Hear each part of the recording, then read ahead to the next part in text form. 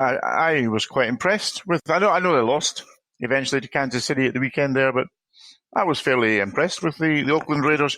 Certainly looked a far more united team on the field on both sides of the ball, and I think they could cause the Vikings some problems here. And yeah, who wasn't disappointed in the Vikings last week? And not me. Yeah, I expected that. The Vikings can run the ball. But what happened to that defense last week? It was hugely disappointing. Didn't do that bad. They started off bad, but I think the final score was only 21-16. Yeah, it was, and those 21 points came in the first half. Yeah, remind me. Did the Packers score more points than the Vikings? Yes, but their defense was pretty solid in the second half. I'm sure from a fantasy perspective, it was great for you, Kevin. But in terms of the real world games, it wasn't. Scoring more points generally means the teams win. But I never said that the Vikings won. I just said their defense played better towards the end of the game. So I think they should have no problem with the Raiders. Okay, anyway, so yeah, I think the Raiders, showed me a little bit more, and I was very unimpressed, Jay, with the Vikings. I like the running back they've got, but I didn't see much. They've got potentially a tremendous offense, but Kirk Cousins is just turning into Kurt Cousins, isn't he? And for the Raiders, I know from an injury standpoint, Tyrell Williams shows up on that injury report, which is very annoying because I have a lot of Tyrell Williams on a lot of fantasy teams. Yeah, he's not the only one. Josh Jacobs, Trent Brown, Dwayne Harris, J.J. Nelson, Aaron Conley, Vontaze Burfict, Corey Legit, Gabe Jackson all show up on the injury report. That's Gabe like Jackson, the entire Raiders team. You just listed like every good player that the Raiders have. Oh, yeah, they're all listed as questionable. Most of them are not even practicing this week. And conversely, if you want to know about the Vikings, the big names are Anthony Barr and Mackenzie Alexander, Jerian Kearse, all defensive players, limited in practice, listed as questionable for the upcoming week. Think Zimmer's on the hot seat?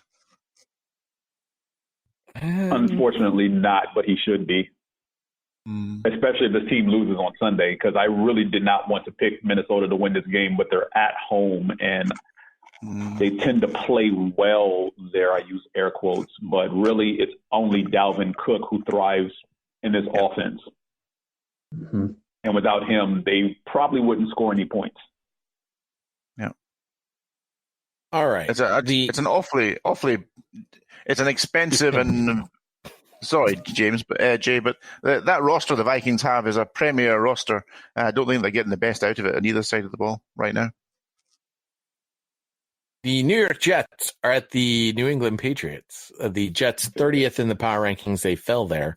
The Patriots fall to number 2 in the power rankings, favored by 23 in this one. The Patriots enter week 3 having outscored opponents by 73 points with a point differential of at least 24 points this week, which I think they're going to get. Their season opening point differential would reach comparisons to teams as old as the NFL itself. Defensively speaking, should the Patriots allow 9 or fewer points, they'd also establish the fewest points allowed over a season's initial 3 games in the Super Bowl era. The 1920 Rock Island Independents and the 1921 Buffalo All-Americans had 3 straight shutouts to open up their season. The only modern era team to show up on the list are the 1968 Dallas Cowboys, who outscored their first 3 opponents 132-33. Okay. This is as boring as my thoughts on Minnesota. Well, here's one more thought for you, Neil. Could history repeat itself? Because it was 18 years ago that some young, strappy second-year quarterback made his first start, replacing an all-time great quarterback, injured Drew Bledsoe. Jack Pennington. Upset road victory versus the Colts. Luke Falk makes his first career start and completed 20 of 25 passes. That's an 80 percentage. 198 yards, a 99.7 rating last week in his debut. Could Luke Falk be doing his best Brady impersonation? I doubt it. Well, I have a more interesting point on this game, and it's really about going back to our earlier conversation. Would you rather burn Tom Brady to death or drown him?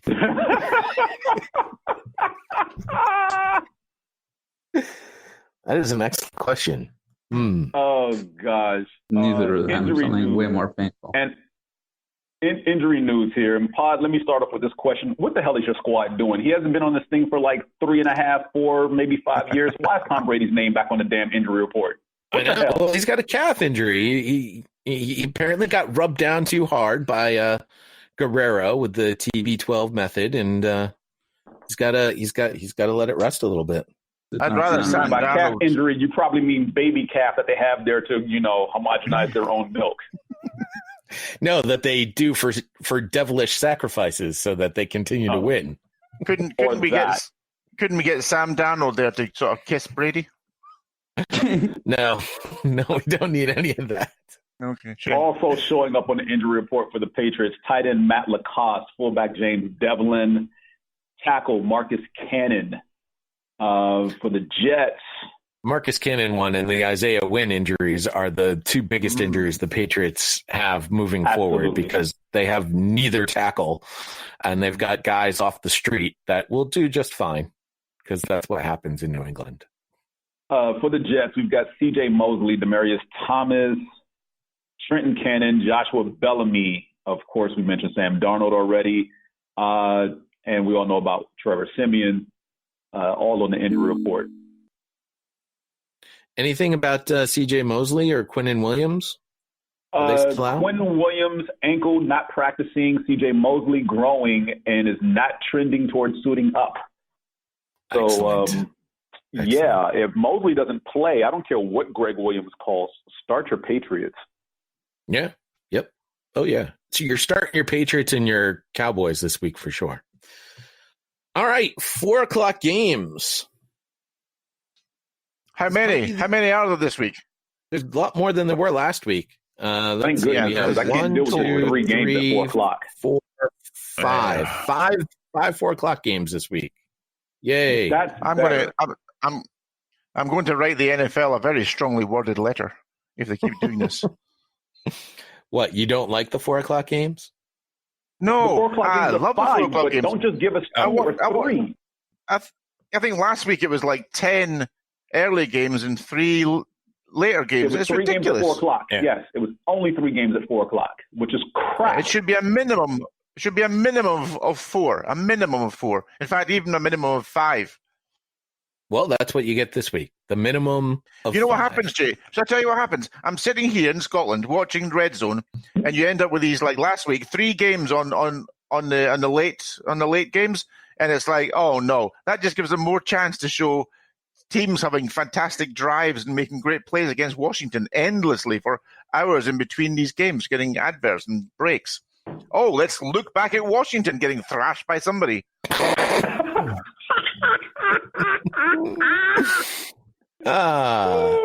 You're really not going to watch the game on Monday night, are you? Are you saying that the red zone is biased against the Redskins? Is that what you're saying? I'm just saying that every time there's 3 games on, then there's obviously there's breaks constantly, and they take the opportunity to show some rookie having an outstanding play against Washington. It's always seems to be Washington. Alshon Jeffrey makes a 5-yard catch. That's not what happened, and you know it. Ooh, watch the left guard crush the defensive tackle. It's just like endless. The New York Giants are at the Tampa Bay Buccaneers. Giants are 31st in our power rankings. The Buccaneers 25th, and they are favored by 6.5 points. We're all taking the Buccaneers, but I got to tell you, and trust me, this is going to hurt you guys. I apologize in advance, but leave it to the Giants to screw this up. The Giants have won 5 of their past 6 versus the Buccaneers, including a 38-35 victory last year, where Eli Manning was 17 of 18, 231 yards, and 2 touchdowns. The Giants' problem is not Eli Manning. The defense giving up 441 yards per game. Now, granted, it's only 2 games, but Eli's also throwing to these guys: Benny Fowler, TJ Jones, Cody Latimer, Russell Shepard, Rhett Ellison, Cody Core? Who the hell is Cody Core? I've never heard of that guy before in my life. I don't even think he made the AAF. And by the way, oh my God, I've got vomit. There's vomit coming. I can't believe I just said all this about the Giants. This is so disgusting. I feel dirty. It gets worse for the Giants. Two of those receivers you named probably won't play on Sunday. Cody Latimer is still in concussion protocol. Benny Fowler suffered a hamstring injury in Wednesday's practice. He probably won't play either. Not to mention Sterling Shepard, still in concussion protocol. So I don't know who he's going to be throwing to on Sunday, considering Darius Slayton, another wide receiver, also has a hamstring injury. In case you've lost count, that's 4 receivers on the injury report. None of them looking like they're going to play on Sunday. Are you telling me that the Giants did Eli a favor? Is that what's going on here? That's not what I'm saying. Quite honestly, I don't get it. I don't understand why you make this move now. I don't think this particular game is the move to make. And frankly, it's not Eli's fault. How many of those other teams starting one of those, 24-year-old quarterbacks would much rather be starting Eli Manning this week? Bet there's quite a few. I think to a certain extent I agree with you, Jay. I don't think the Giants should have started Eli Manning in week 1. I don't think he should be a starting quarterback in this league. I don't think he's a starting quarterback anymore in this league. Maybe they're doing it now because they feel that the defense is coming up against the Tampa Bay Buccaneers this week. And guess what? It's those Washington Redskins the following week. Maybe they feel it's an easier way to sort of ease him into the lineup. And maybe they just feel the offense needs a spark, because it appears to be that Saquon Barkley starts off really well in each game, makes a couple of big runs, and all of a sudden you're getting 8 men in the box, shutting down Barkley, and of course Manning can't do it with his arm, and he can't do it with that elite group of wide receivers you just mentioned there, Jay. Cody Core. Yeah, I wonder how much Cody Core is in DraftKings. Wonder if he's even in DraftKings. Pick up Cody Core this week. To finish up the injury report for the Giants, Kevin Zeitler has a shoulder injury and hasn't participated in practice either. Oh, even better. For the Buccaneers, showing up on the injury report are linebacker Devin White, tackle Bo Allen, Devontae Bond, linebacker Carl Nassib, and Shaquille Barrett. And it's looking like Shaquille Barrett is probably not going to play this week with his groin injury.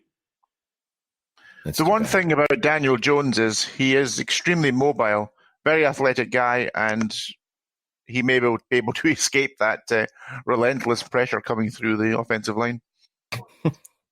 And one final thing on Eli Manning. The bit of the game I did watch against the Bills last week, because I did get cute. The Giants were at home. I figured they'd beat the Bills, and I chose them in eliminator. Stupid me.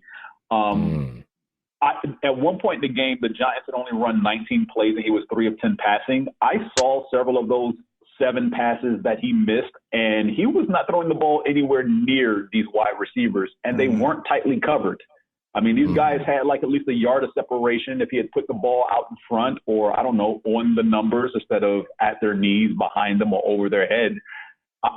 I'm with Neil. Eli probably shouldn't have started the season, and I get that somebody in that front office is loyal to Manning for everything he's done, but let's be perfectly honest here. He's only still playing up until this point because he beat the Patriots twice in Super Bowls, and his last name is Manning. Yeah, that's it. Absolutely correct. If his last name was Smith, Johnson, or Irving, or Brown, or something like that, and he did all these things, he would have been gone 3 years ago with how bad his play has been. Well, if he was Kaepernick, he'd be blackballed. And then there's that. The Carolina Panthers are at the Arizona Cardinals. The Panthers dropped to 24th in our power rankings. The Cardinals remain at 27. Oh, Cardinals were so close. The Panthers -2.5 favorites. The power rankings will take the Panthers despite the 2-point advantage we usually give for the home team. Couple of notes here for the Arizona Cardinals. Arizona's Larry Fitzgerald needs just 10 receptions on Sunday to surpass Pro Football Hall of Famer Tony Gonzalez, for second on the all-time list of career receptions